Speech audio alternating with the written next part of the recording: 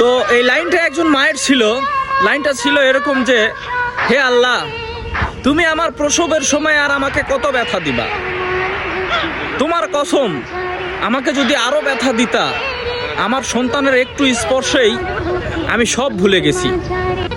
এখন আমার কোনো ব্যথাই অনুভব হয় না, এখন শুধু আমি আনন্দ, আমার ভেতরে এত পরিমাণ আনন্দ, এত পরিমাণ খুশি, এই মুহূর্তটা যে এটা কাউকে বলে বোঝানো যাবে না।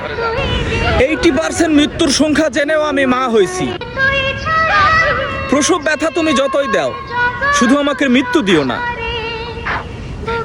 যত বেদনাই হোক না কেন, আমার সন্তানের একটু স্পর্শেই আমি সব কিছু ভুলে যেতে পারবো ইনশাআল্লাহ। জয় হোক পৃথিবীর সব মাদের।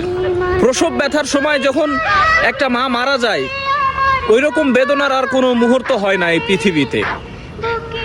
তো দোয়া আমার একটাই, সব মার আশায় যেন আল্লাহ পূরণ করেন, তার সন্তান যেন দুনিয়াতে আসেন, সেও যেন দুনিয়াতে বেঁচে থাকেন, আর মার সন্তান যেন এই দুনিয়াতে আনন্দে খুশিতে মেতে থাকেন।